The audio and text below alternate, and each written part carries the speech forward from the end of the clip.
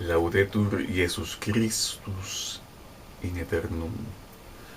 Os saludo a vosotros, benevolentes espectadores, para hablar de un tema nuevamente de eclesiología.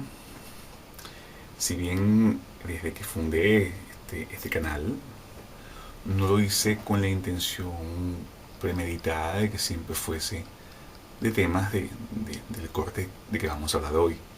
De hecho, más bien me quería enfocar más hacia la historia y las prácticas y la mentalidad y la ascesis y la espiritualidad monástica, cosa que no ha sido así. En el principio fue solo que debido a las situaciones en que yo me he envuelto y que yo he presenciado en la iglesia, me veo obligado a abordar urgentemente temas de eclesiología, ¿m? Como el que vamos a hablar hoy, que también tiene que ver con el misticismo, ¿m? Que es que no hay forma, no al menos de forma católica, no es el deseo de la iglesia de que existan papas electos por vías místicas. Existen algunas vertientes del sedevacantismo que se conoce como sedevacantismo místico, que hacen de suyas algunas revelaciones privadas en donde se cree que el propio San Pedro va a escoger al sumo pontífice. Eso fuese muy impresionante, fuese casi un evento semejante a Fátima, pero no va a suceder porque la iglesia así lo quiere. ¿Por qué? Porque tenemos que partir de un dogma. Ese dogma se conoce, se extrae de la bula Unam Sanctam del Papa Bonifacio VIII, y él ahí nos explica que para salvarme yo tengo que obedecer, estar unido al sumo pontífice, al legítimo sumo pontífice. Sabiendo esto, yo no puedo negar este dogma.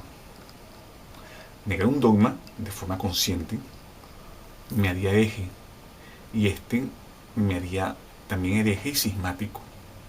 Todos sabemos que la herejía, la herejía formal, la herejía que yo profeso abiertamente, y si sigo una teología que está basada y tiene una estructura herética, obviamente yo pierdo la membresía de la iglesia. Dicho esto, sabemos que este dogma me haría, o sea, negar este dogma, o cualquier otro dogma, me haría perder mi membresía formalmente de la iglesia. También sabemos, ahora bien, no nos olvidemos del principio de que yo me estoy basando para hacer esta propuesta, que es que no hay vías místicas para escoger el Papa. Está bien, existe un trabajo, un decreto del Papa Benedicto XIV en relación a es un decreto de las canonizaciones de los santos, y ahí se propone de que la revelación privada no se puede creer con fe divina, sino con fe humana. Esto acabo de decir ahora un documento que proviene del Magisterio Ordinario. Existe otro documento, se llama Dei Filius, que nos dice que tanto el Magisterio Ordinario como el Magisterio Extraordinario son de fe divina. Entonces, tengo que hacerle caso al Papa Bonifacio VIII. Él me dice a mí que la revelación privada no es y no se puede creer con fe divina, sino con fe humana. Y concluyo, luego hacer la conclusión del vídeo, con una famosa encíclica muy conocida en el medio tradicionalista, que es la encíclica Pascendi Dominicis Regis del muy añorado Papa San Pío X. Se conoce esta encíclica más por la condena del modernismo que por lo que voy a decir. En esta encíclica, en la misma encíclica, el Papa nos dice que, habiéndose cerrado la revelación pública con la muerte del último apóstol, y con esto hago un pequeño inciso, un pequeño paréntesis, hay gente que cree que el único apóstol que no padeció martirio fue San Juan Evangelista. Pues no, él sí padeció un martirio. Todos los apóstoles, incluyendo, padecieron martirio, solo que él lo sobrevivió. Y lo sobrevivió de forma milagrosa.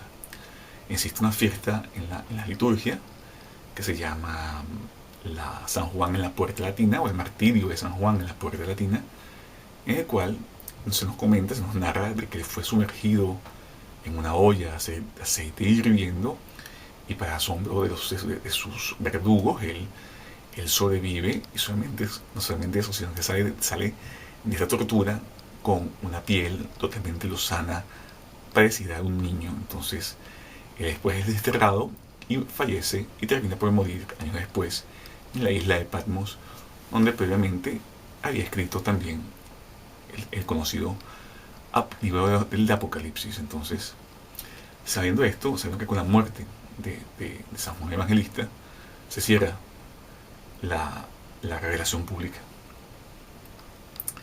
Y todo aquello que se hace después de la muerte de San Pablo, de San Juan Apóstol, es revelación privada. Por ende, no es fe divina. Hay que tener esto claro. ¿Por qué? Porque vamos a hacer una conclusión lógica. Es imposible que una revelación que no se puede creer con fe divina sea el medio para la elección del Papa, el cual, el resultado de esa elección, estoy obligado por fe divina a creer y a estar sujeto. Entonces, esta idea no es mía, no es propia, es de Monseñor José Ramón, José Vicente Ramón, que fue a poco un consagrado obispo. Y lo plantea más breve, pero yo quise hacerlo más extenso para hablar de este tema y compartirlo, ¿no? Me parece interesantísimo.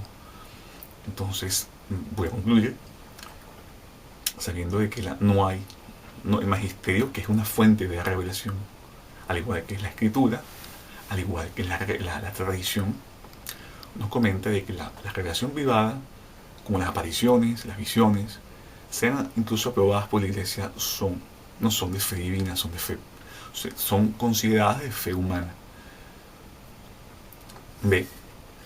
Tenemos que tener en cuenta que la elección del Papa será un hecho que se tiene que dar fuera de estos patrones de visiones, porque lo que se ha pasado en la historia reciente de la Iglesia Católica es que ha habido por lo menos dos que yo conozco, dos casos, y uno muy estridente, de papados provenientes de revelaciones privadas, que uno de ellos ha sido un desastre, que ha sido el Palmar de Troya. Pudo haber empezado muy bien, pero infelizmente los videntes o las personas que acudían ser videntes se apropiaron de lo que pudo haber sido algo interesantísimo. Puede haber sido esto algo mejor elaborado que la propuesta de Marcel Lefebvre, solo que infelizmente se trastocó. ¿Por qué? Porque fue absorbida por la aparición, por las apariciones supuestas de que tuvo el José Domínguez, ¿eh? José Domínguez Clementes, creo que se llamaba así, el primer papa, antipapa, usurpador o pretendiente o reclamante del papado, en los años 70, años 70. No es lo que nos planteamos. Hoy en día la Iglesia, hay personas muy serias que están trabajando para la elección del Romano Pontífice. Nosotros, las personas que queremos nuevamente ver o saber que existe un Papa legítimo en la Iglesia, tenemos que hacer los medios de apostolados claros, legítimos, que no sean pecado, que no pequemos en hacer el apostolado, para convencer a nuestros familiares, a nuestros prójimos en el catolicismo, que están aún en la misa, en el Novus Ordo, en esa estructura extraña del Novus Ordo, enferma del Novus Ordo, a nuestros amigos de la tradición, que están en diferentes movimientos tradicionalistas, Convencerlos de primero que un papa no puede ser hereje. Convencerlos de que la relación privada no va a fornecer, no va a darnos un papa. Y saber también de que los papas legítimos, en caso de que cometan una herejía, sí que eso es posible, aún así perderían el papado. Entonces no existen papas herejes. Hay que hacer ese apostolado.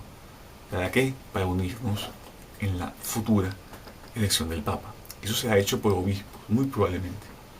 Muy probablemente. No vamos a cometer errores del pasado que nos dieron a Lino II, que fueron cónclaves muy reducidos, no significativos, y por eso tampoco quedó bien, no salió bien.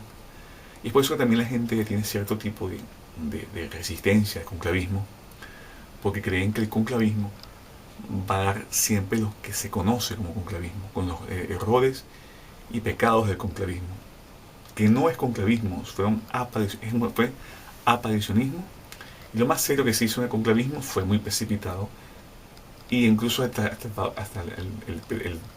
el pretendiente del papado, el supuesto pretendiente, que fue Lino II, terminó claudicando, y yo creo que hoy en día se dedica a la jarinería.